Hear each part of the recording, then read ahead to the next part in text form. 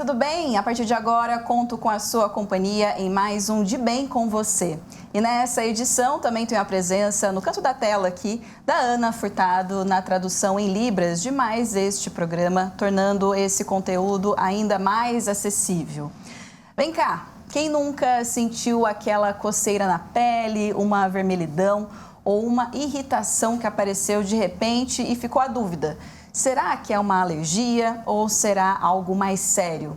No programa de hoje vamos falar sobre as dermatites, um problema muito mais comum do que muita gente imagina e que pode afetar pessoas de todas as idades. Vamos entender como identificar os sinais, o que pode desencadear essas reações e quais cuidados fazem toda a diferença para manter a pele saudável.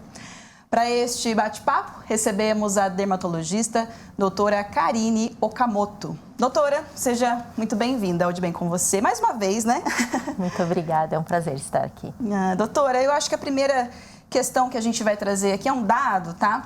A gente já começa essa nossa conversa com dados da Sociedade Brasileira de Dermatologia, em que a dermatite atópica afeta entre 15% e 25% das crianças e até 10% dos adultos no Brasil. E mesmo sendo tão frequente, quase metade da população ainda desconhece a doença e muitas pessoas acreditam por engano que ela é contagiosa. Doutora, a partir desse levantamento, desses dados, quais são os principais mitos que ainda precisam ser esclarecidos, e principalmente o que é dermatite atópica, primeiro de tudo? Sim, quando a gente fala em dermatite, dermatite é um termo geral que a gente usa para qualquer inflamação da pele, E uma delas, é a dermatite atópica, muito frequente, acomete mais crianças e adultos. E ela se manifesta, às vezes, desde pequenininho, desde bebê ou desde a infância, com lesões vermelhas, descamativas, principalmente em dobras, com muito prurido, muita coceira. E um ressecamento da pele muito mais importante do que a população em geral. E aí essa pele, quando ressecada, ela acaba ficando mais sensível. E qualquer problema, qualquer contato mais, seja com um produto mais agressivo, um banho até mais quente, um banho demorado, acaba produzindo as lesões. Uhum.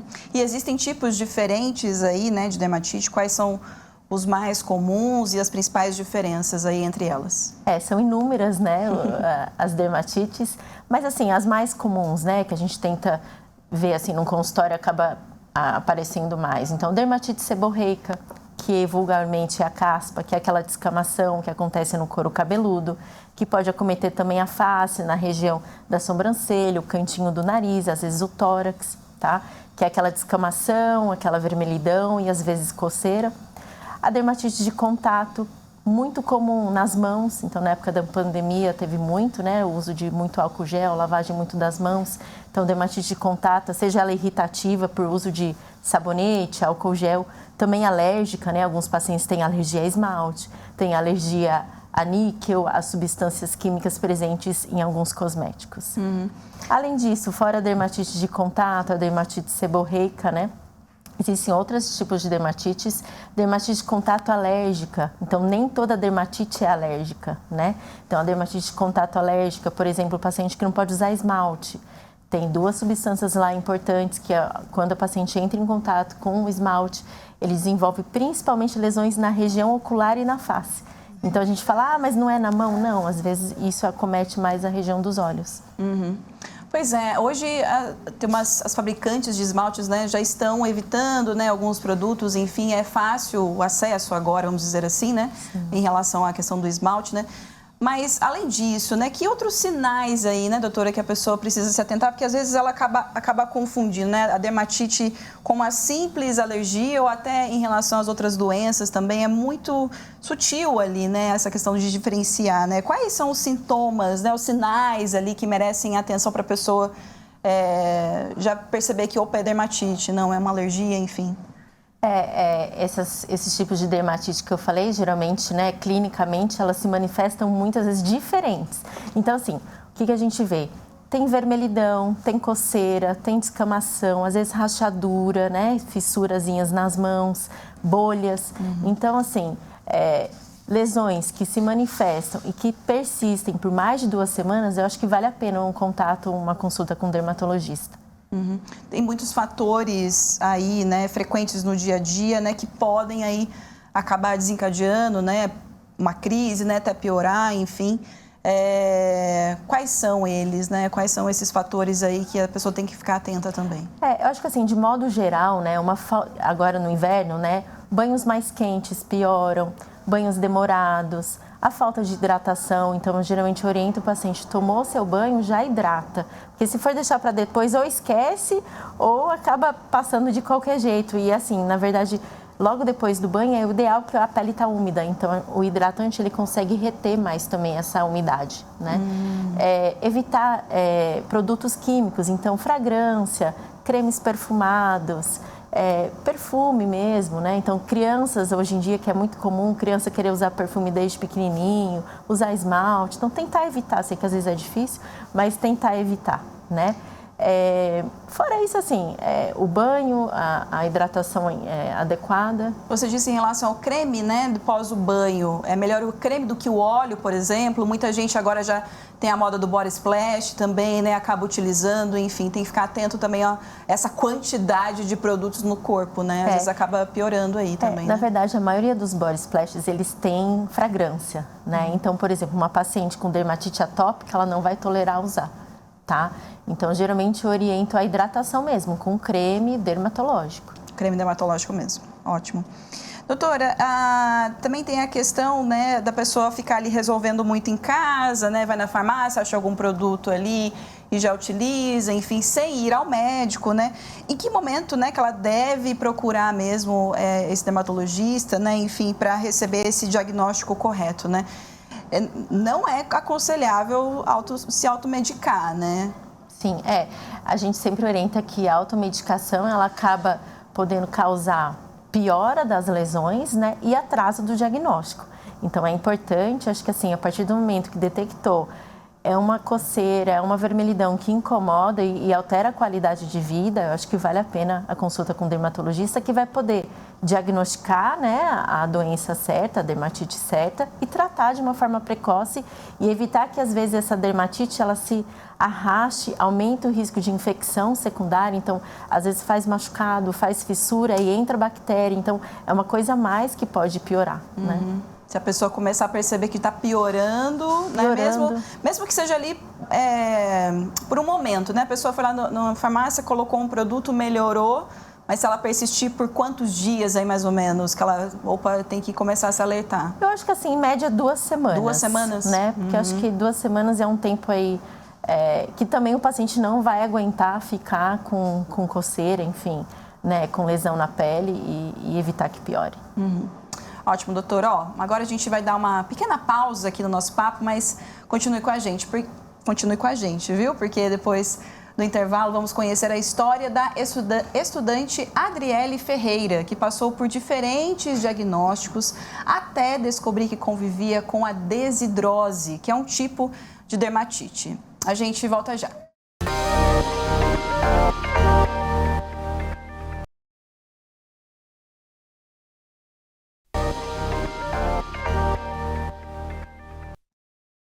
Estamos de volta. O tema de hoje é sobre dermatites. E muitas pessoas levam meses ou até anos para descobrir o que realmente está acontecendo com a pele, né?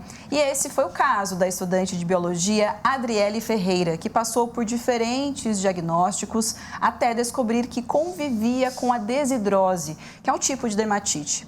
A repórter Bruna Koenig, ao lado do cinegrafista Claudinei Salles, conheceu essa história. Vamos acompanhar juntos.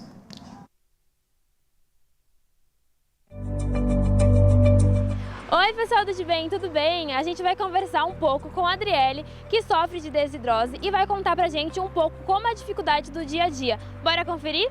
Quando você começou a perceber que tinha algo diferente nas suas mãos? Essa é uma pergunta meio difícil, porque eu já tenho há tanto tempo que meio que eu não tenho uma visão assim certeira do momento em que eu percebi que eu tinha. Eu já tinha uma pele seca, então eu já vinha muito com tratamento de creme assim intensivo para hidratação, mas acho que quando eu percebi mesmo que estava bem com as feridas foi mais no ensino médio, que Que aí a gente começa, por causa da ansiedade, de vestibular, da gente não saber o que a gente quer fazer, se vai dar certo, se vai passar nas provas, é uma cobrança um pouquinho maior.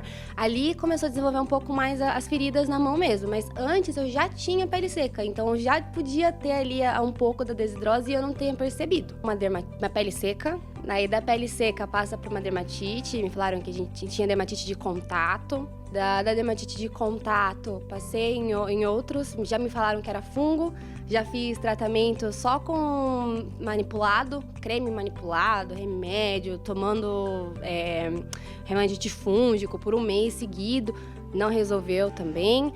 Aí eu passei por 2 dermatos, uma tinha falado que era desidrose, mas aí ela não tinha passado um tratamento específico. Ela falou que era emocional, que tinha que tratar o emocional e ir passando os cremes. E aí você contou pra mim que o pessoal tem um pouco de vergonha, né, de falar que tem. Esse processo foi importante pra você entender que você tinha, assumir isso? Ah, sim, porque principalmente quando é a questão da mão, muita gente repara quando você olha a mão e fica tipo, nossa, o que você tem na mão? Quando você, por exemplo, eu, quando comecei a trabalhar isso na terapia, sempre tive muita vergonha da minha mão. Então, sempre tive a oportunidade assim, de ficar escondendo ou ficar guardando. As pessoas perguntavam, às vezes eu dava uma desconversada. Eu falava assim, dermatite, mas já tô tratando, pra não perguntar muito. Então, aí a gente vai trabalhando isso na terapia e aceitando aos pouquinhos a situação que a gente tem. E você está fazendo um novo tratamento agora, como você falou, você já está vendo alguma diferença? Só medicamentos específicos ou o pessoal pode usar um creme qualquer? Como que é esse processo? Eu já testei vários cremes, então acho que assim, vai depender muito do dermatologista que vai te acompanhar, que tem que ter um dermatologista junto, inclusive, mas eu fui testando muitos e foi muitos assim de indicação de pessoas que eu conheço que tiveram dermatite ou têm dermatite, e esse creme fez efeito, aí eu fui testando. Atualmente, foi uma indicação de uma colega minha do trabalho, que ela também tem a dermatite, e o creme que funcionou para ela é um creme anti-coceira, e aí eu comecei a testar ele realmente me deu muita melhora, ele corta, assim, aqueles momentos que eu quero muito coçar a minha mão, ele corta essa coceira, então tem funcionado. E a homeopatia que eu comecei, eu senti muita melhora. Nesse período, assim, de inverno agora, que a gente tá, era muito comum a minha mão estar realmente, assim, extremamente machucada. E agora ela tá com umas pequenas lesões só, mas ela não tá com as casquinhas, com as feridas, eu tô conseguindo me controlar mais pra não machucar tanto a minha mão. Acho que é um conjunto das duas coisas ali, mas eu tenho sentido uma melhora. Tô ficando um pouco mais feliz com isso.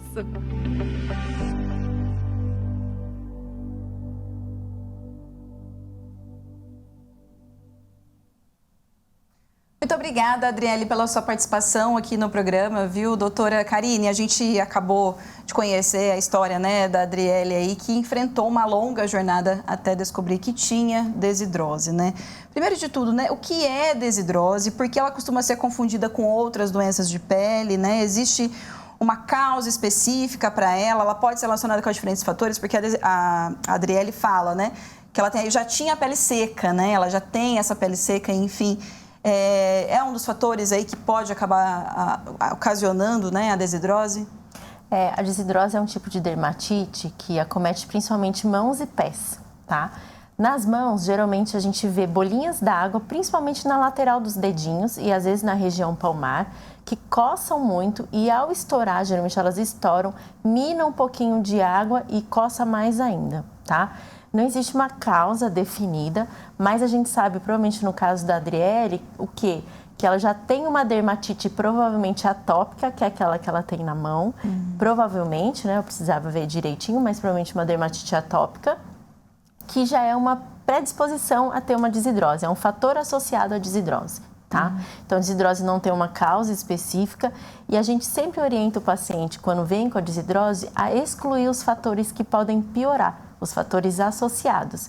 Então, eu oriento o uso de luvas de proteção, então vai fazer uma limpeza em casa, usar o produto de limpeza menos agressivo e proteger com luvas, tá? A hidratação, que é super importante, e a partir do momento que você acerta a hidratação, isso impede de você ficar tendo crise várias vezes ao ano, né? Provavelmente foi isso que ela falou, que até ela conseguir acertar, foram muitas crises. Então, hidratação, proteção, uso de um sabonete, se for usar algum sabonete menos agressivo, evitar contato com fragrância, com metais, com esmalte, perfume. Então, evitar todos os fatores externos e o estresse. Pois ela falou. Exato. Isso que eu ia comentar com você, os principais sintomas desse tipo, né? A questão do estresse, ou pode ser calor, suor, produtos de limpeza, como você está falando, né? No caso dela foi o estresse da escola, né? Daquela rotina ali de vestibular, enfim. Eu brinco com o paciente que eu falo, o estresse é o mais difícil da gente controlar, né? Então, assim, a gente sabe que a desidrose, ela está muito relacionada ao estresse. Então, a gente sabe que ficou mais estressada, pode desencadear a desidrose.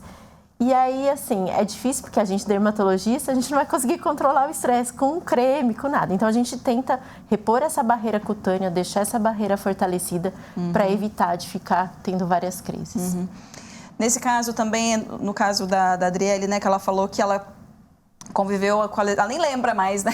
Ela convive já com essas lesões há tanto tempo, né?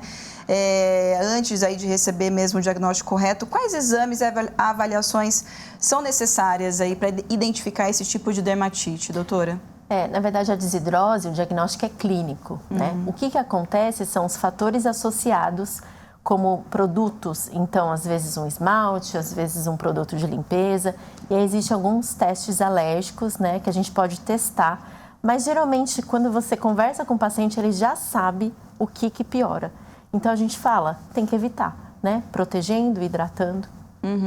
E no caso dela também, depois do diagnóstico, né, ela usa esses cremes, né, remédios, né, é possível, né, doutora, assim, o pessoal fica um pouco assustado, né, ali com as imagens, né, enfim, tá muito vermelho, né, mas é possível, né, controlar, ter uma qualidade de vida, né, hoje a Adriele já tem, né, ela já se sente mais segura, não tem tanta vergonha, né, ela fica mais tranquila, ficava escondendo as mãos, né, ela falou, né, isso acaba acontecendo.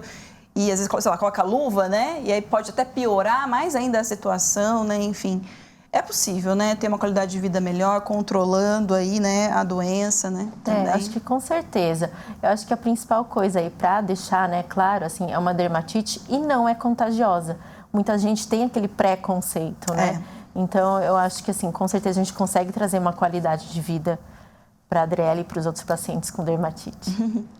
É isso, gente. A última pausa aqui no programa para a gente chamar o intervalo. No próximo, a doutora Karine vai trazer orientações práticas, aí, mais algumas orientações, né? Ela já deu algumas aqui sobre prevenção, cuidados diários e também vai esclarecer aí algumas dúvidas muito comuns aí de quem convive com esse problema que é a dermatite. A gente volta já.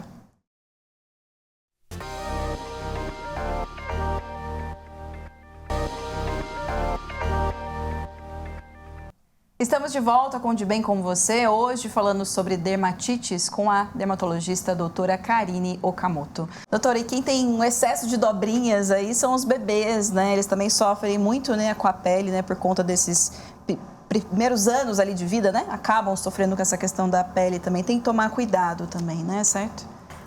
O bebê tem a pele já mais sensível, né? Então ele não tolera o uso de perfume, uso de creminho perfumado, sabonetes muito perfumados e tem a dermatite de fraldas, né? Então, acaba que é uma fase da vida que vai ficar de fralda o dia inteiro, né? E, então, às vezes é uma assadura, às vezes é uma candidíase junto. Então, o que eu oriento geralmente é a troca frequente da fralda, né? E alguns bebezinhos desenvolvem alergia à fralda.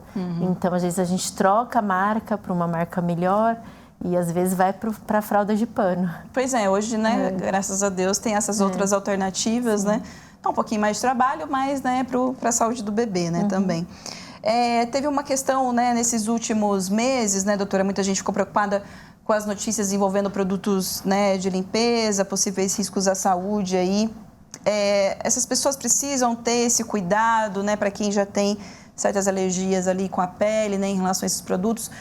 E o que foi, né, dito, né, até então em relação a esse produto, né, que foi um detergente, né, específico de uma marca específica, o que foi falado, o que vocês avaliaram, né, nessa parte clínica aí sobre isso, né?